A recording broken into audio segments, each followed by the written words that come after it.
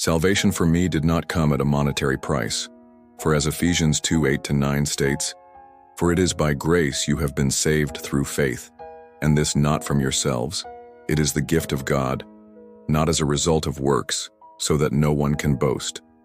The Bible passage in Ephesians 2:4-10 reveals the nature of salvation as an undeserved gift from God, motivated by His great love and rich mercy. Before I received this salvation, the description in Ephesians 2:1-3 shows us that I was spiritually dead in my trespasses and sins, following the course of this world and the inclinations of my sinful nature. Like everyone else, I was under the wrath of God. This was my condition, one of separation from God and condemnation. However, verse 4 begins a radical turnaround with the words, "But God." This conjunction introduces divine action that completely transforms the situation. God, in His abundant mercy and out of the immense love with which He loved us, acted on my behalf. Even when I was spiritually dead, He made me alive together with Christ. Ephesians 2:5. This quickening is an act of God's grace and unmerited favor. Salvation, therefore, was not something I earned or deserved by my own actions. Ephesians 2:8 further emphasizes this truth by stating that salvation is by grace, through faith, and that it does not come from me but is a gift from God.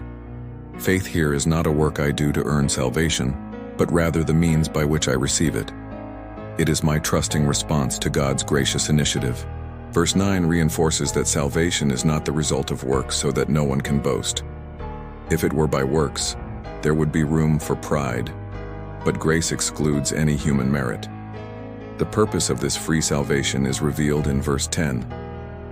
"For we are His workmanship, created in Christ Jesus for good works, which God prepared in advance for us to walk in."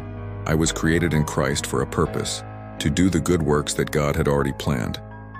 Good works are not the cause of salvation, but rather its fruit and evidence. They are the path I must follow as one who has been transformed by divine grace. In short, salvation for me cost the supreme sacrifice of Jesus Christ on the cross, but in order to receive it, there was no cost on my part in terms of merit or payment. It was a unilateral act of God's love and grace, received through faith. The response to this priceless gift is a life of gratitude, expressed in good works, walking in the paths that God has prepared.